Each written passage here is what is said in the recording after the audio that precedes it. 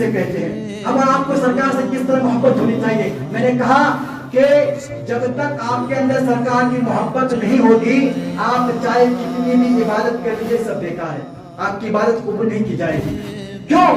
अगर आपके अंदर सरकार की मोहब्बत है, आप नमाज पढ़िए कबूल की जाएगी, ज़कात दीजिए कबूल की जाएगी, हज कीजिए कबूल की जाएगी, उम्रा कीजिए कबूल की जाएगी, दूसरों के साथ मोहब्बत कीजिए कबूल की जाएगी, दूसरों के साथ हुस्न सदका अखलाक रखिए कबूल की जाएगी, अल्लाह की राह में खर्च कीजिए कबूल की जाएगी। कब? जब आपके अंदर सरकार की मोहब्बत होगी। और अगर आपके अंदर सरकार की मोहब्बत नहीं है, आप चाहे नमाज़ें पढ़ के अपनी पेशानी को काली कर लीजिए, आपकी नमाज कबूल नहीं की जाएगी। आप करोड़ों रुपया अल्लाह के राह में खर्च कर दीजिए, आपके उन पैसों को कबूल नहीं की जाएगी। आप चाहे कितना अच्छा लिबास पहनिए, कुछ भी कबूल नहीं होगा जब तक सरकार की मोहब्बत नहीं होगा। सरकार से मोहब्बत किस तरह होनी चाहिए? आइए अबू बकर सिद्दीक रज़ियल्लाहु ताला अन्हु का वाक़या बताता हूँ ताकि आपका ईमान ताज़ा हो जाए। एक मर्तबा कुफ़ार कुरैश और मुसलमानों के दरमियान जंग हुई, लड़ाई, और हज़रत अबू बकर सिद्दीक रज़ियल्लाहु ताला अन्हु आका करीम सल्लल्लाहु ताला अलैहि वसल्लम के तरफ से थे, और अबू बकर सिद्दीक के बेटे अबू जहल जो सरकार का दुश्मन है, उनके तरफ से था। कौन? अबू बकर का बेटा। और से सुनेगा। तो जंग हुई, जंग के कुछ दिन बाद उनका बेटा बाप के पास आता है और कहता, अब्बा जान आपको एक बात मालूम है, आपको एक चीज पता है? क्या?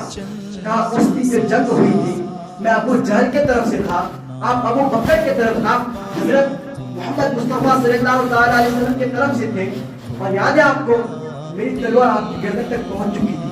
क्या कहते हैं कि मेरी तलवार आपकी गर्दन तक पहुंच चुकी थी, मगर मैंने आपको बाप समझकर छोड़ दिया। क्या कहा? मैंने बाप समझकर छोड़ दिया। अल्लाह गवाह है, अगर आप मेरे बाप ना होते, आप मेरे रिश्तेदार ना होते, तो मैं आपको कत्ल कर देता, आपकी गर्दन सर तन से जुदा कर देता।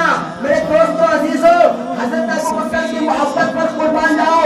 इस तरह मैंने सरकार से मोहब्बत की। वो जलाल में आते हैं और कहते, बेटे सुन, उस ज़ात की कसम जिसके कब्ज़े कुदरत में मेरी जान है, उस दिन तूने मुझे बेटा समझकर छोड़, बाप समझकर छोड़ दिया था। अल्लाह की कसम, अगर मेरी तलवार उस दिन तुम्हारी गर्दन तक पहुंच जाती तो मैं तुम्हें बेटा समझकर नहीं, मैं तुम्हें अपना समझकर नहीं, बल्कि दुश्मन रसूल समझकर, गद्दार रसूल समझकर तुम्हारा सर तन से जुदा कर देता।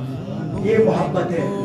और मोहब्बत का मतलब ही होता है कि आप जिससे मोहब्बत करेंगे उनकी हर बात मानेंगे, उनके नक्शे कदम पर चलेंगे, उनके रास्ते को इख्तियार करेंगे, तब क्या आपकी मोहब्बत जो मुकम्मल होगी। तो सिर्फ कह दें कि मोहब्बत करता हूँ, नमाज नहीं पढ़ते, ये कौन सा मोहब्बत? ये मोहब्बत नहीं है। मोहब्बत करता हूँ, ज़कात नहीं देते, ये कौन सी मोहब्बत है? मोहब्बत करता हूँ, पड़ोसियों को तकलीफ देते हैं, ये कौन सी मोहब्बत है? मोहब्बत का मतलब ये होता है कि आप उनकी हर बात को मानेंगे। और मेरे आका की बात क्या है? मेरे आका ने कहा पड़ोसियों से मोहब्बत करो, मेरे आका ने कहा नमाज पढ़ो, मेरे आका ने कहा